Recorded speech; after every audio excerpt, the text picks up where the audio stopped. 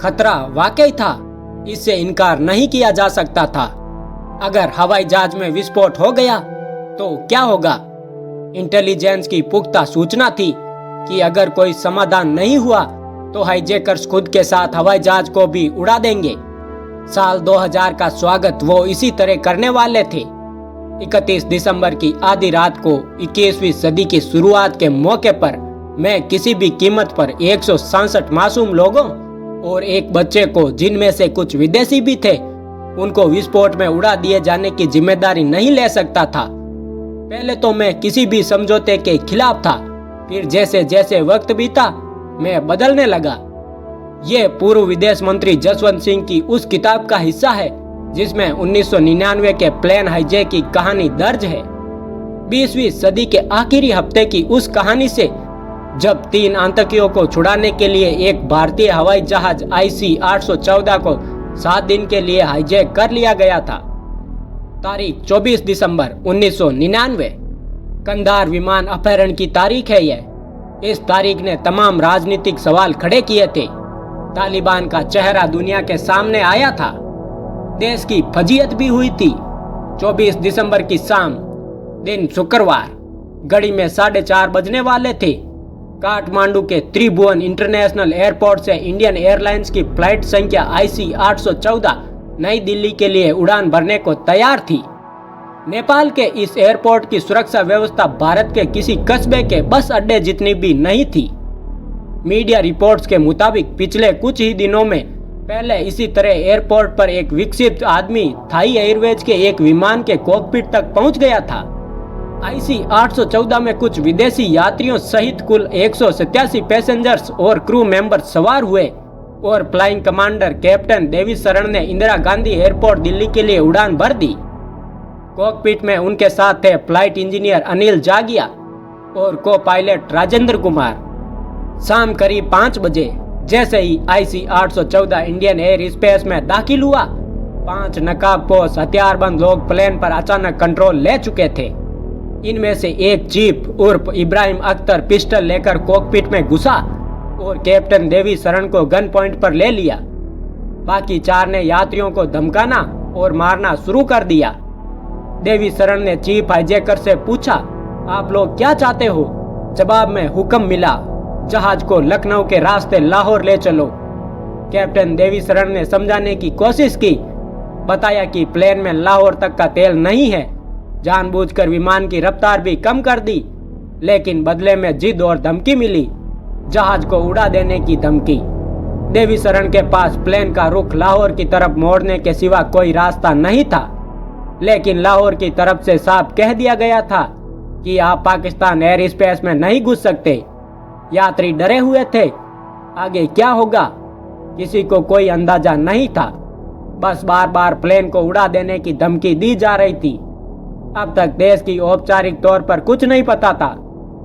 शाम 6:04 पर देवी शरण का मैसेज सरकार तक पहुंचा, प्लेन हाईजैक हो चुका है और हमारे पास सिर्फ आधे घंटे का फ्यूल बचा है। कृपया हमें लाहौर उतरने की अनुमति दिलाए, वह हमें मार डालेंगे। अटल की सरकार में तब के civil aviation minister Sharad Yadav ने मीडिया से कहा, वो सब आसमान में है और पायलट के सिवा कोई कम्युनिकेशन नहीं है।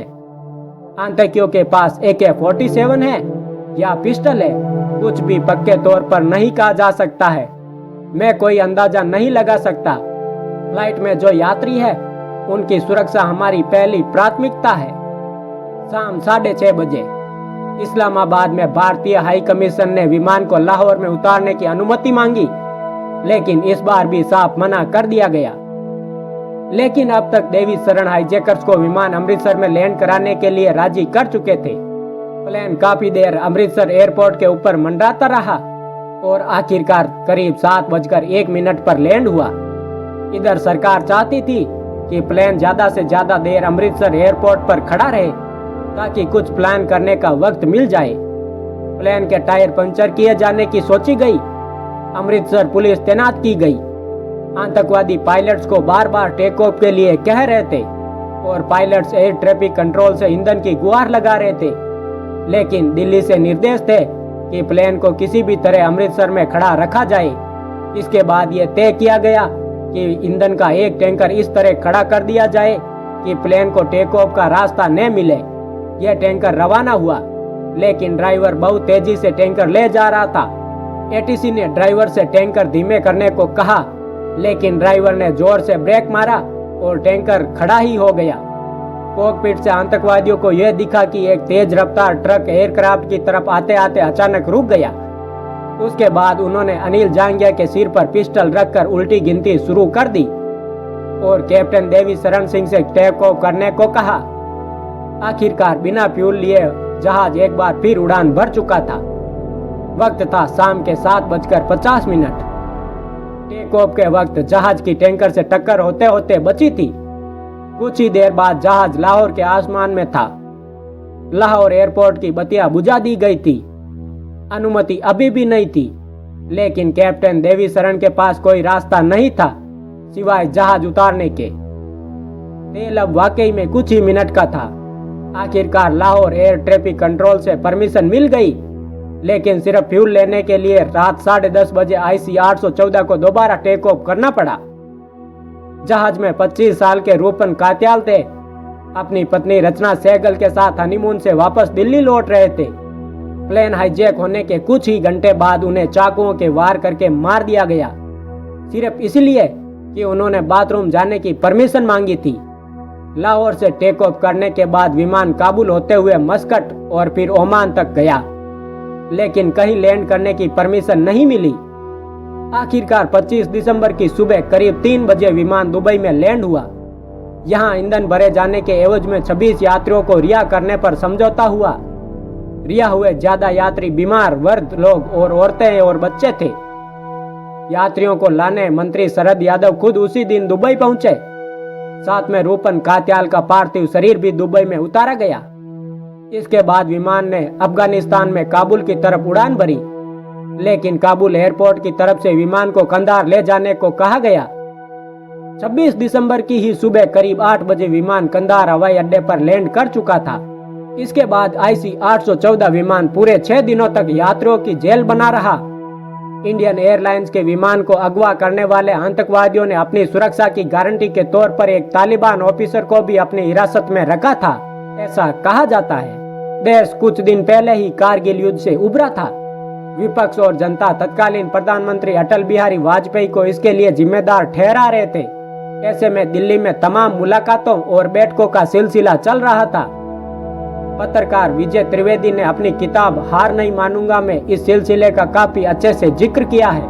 वाजपेयी ने विमान में बंधक बने यात्रियों के रिश्तेदारों को प्रधानमंत्री आवास पर बुलाने और उन्हें सरकारी कोशिशें बताने के लिए कहा। तब तक समझौते की बातचीत शुरू हो गई थी। उस वक्त अफगानिस्तान में तालिबान सरकार थी। मुल्ला उमर और उनके विदेश मंत्री वकील अहमद मुतवक्किल बातचीत कर रहे थे। शुरुआत में बंधक यात्रियों को रिहाई के बदले देश की अलग अलग जेलों में बंद 36 आतंकवादियों को छोड़ने, एक आतंकवादी सज्जाद अफगानी की लाश सौंपने और 20 करोड़ अमेरिकी डॉलर की रकम बतौर फिरौती देने की मांग की गई थी। मांग रखने वाला था मौलाना मसूद का छोटा भाई। इधर दिल्ली में कैबिनेट कमेटी ऑन सिक्योरिटी का कोई वरिष्ठ मंत्री रिश्तेदारों से मिलने को तैयार नहीं था। तब तत्कालीन विदेश और रक्षा मंत्री जसवंत सिंह आगे आए। कंचन गुप्ता को साथ लेकर जसवंत सिंह पहुंचे तो भीड़ ने घेर लिया। कोई उनकी सुनने को तैयार नहीं था। लोग चिल्ला रहे थे, हमें हमारे रिश्तेदार चाहिए, हमें कोई फर्क नहीं पड़ता कि इसके बदले में क्या देना पड़ेगा।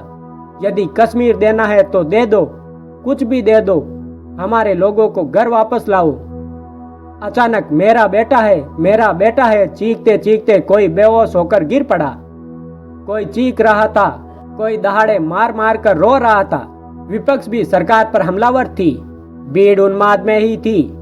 जसवंत सिंह अपनी किताब A call to honour in service of emergency India में लिखते हैं, आज भी जब मैं याद करता हूँ तो मुझे शर्मिंदगी होती है। शुरुआत में तो शायद अचानक ही, लेकिन इसके बाद सरकार को शर्मिंदा करने की किसी प्रायोजित योजना की तरह राजनीतिक कार्यकर्ताओं की भीड़ को तैयार किया गया। सड़कें ब्लॉक करने, प्रेस ब्रीफिंग को बाधित करने और सड़क पर शर्मनाक तरीके से उन्माद फैलाने के लिए। मुझे अभी भी नहीं पता है कि वो इस अपमानजनक व्यवहार से क्या देखना चाहते रहे, लेकिन ये निश्चित रूप से अंतर्राष्ट्रीय समुदाय की नज़र में भारत को नीचा दिखाने में सफल रहा। अपहरण संकट को निपटाने के लिए कई सख्त और तेज तर्रार अफसरों के साथ क्रैक कमांडो का दस्ता चौथे दिन 27 दिसंबर को कंधार एयरपोर्ट पर उतरा। पता चला कि तालिबानी लड़ाके पोजीशन लेकर खड़े हैं। बातचीत के लिए वहां विवेक काटजू, अजीत डोवाल और सीडी शाह मौजूद थे।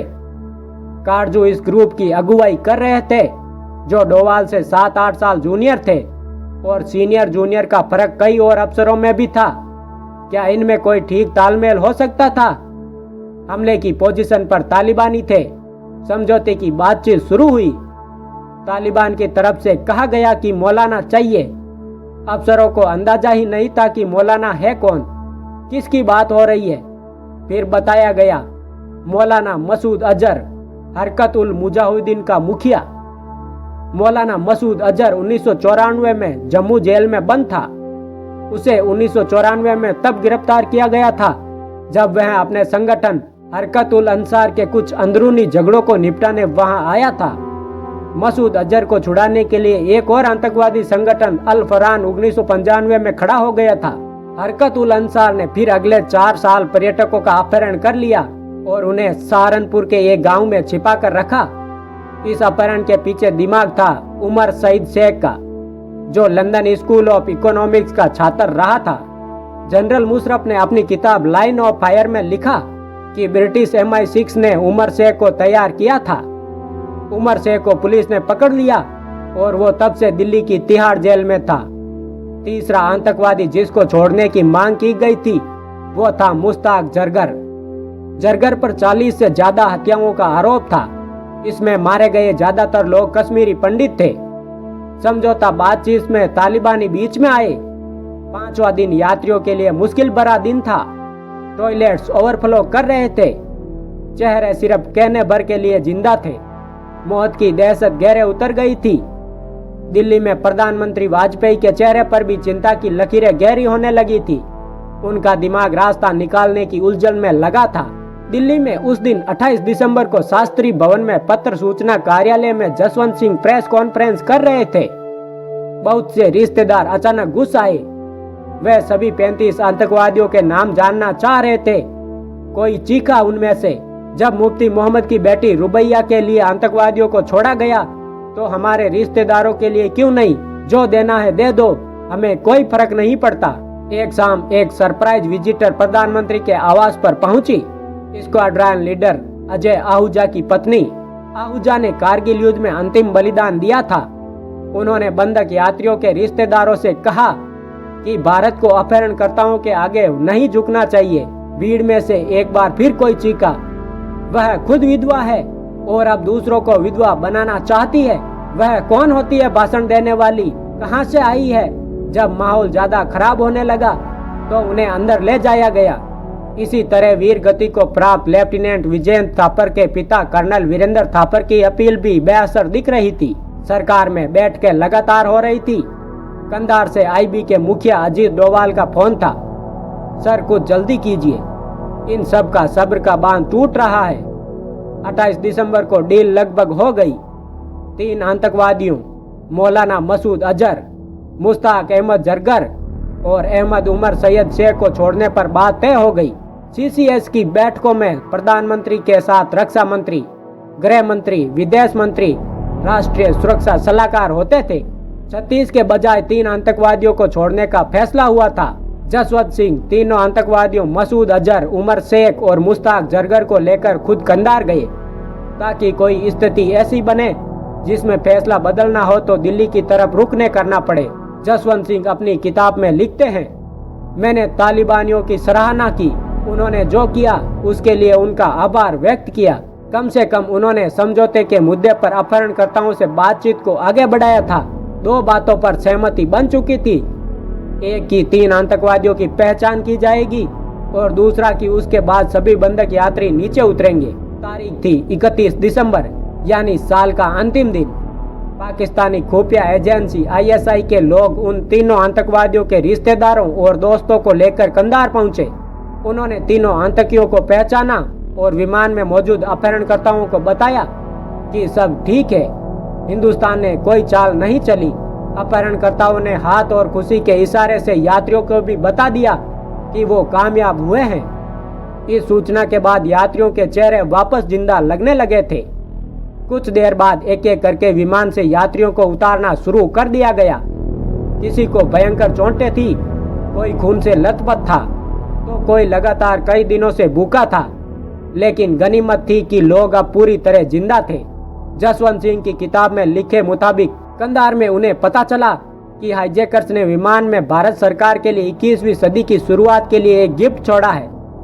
जसवंत ने कैप्टन सूरी से कहा कि बेहतर होगा हम विमान को छोड़ दें और लाउंज में वापस चलें।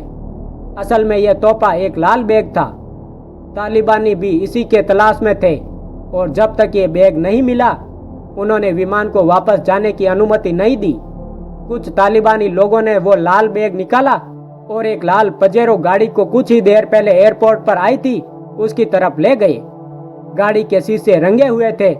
अंदर कौन था पता नहीं। बाद में जसवंत सिंह को पता चला कि उस लाल बैग में 5 ग्रेनेड बॉम्ब थे।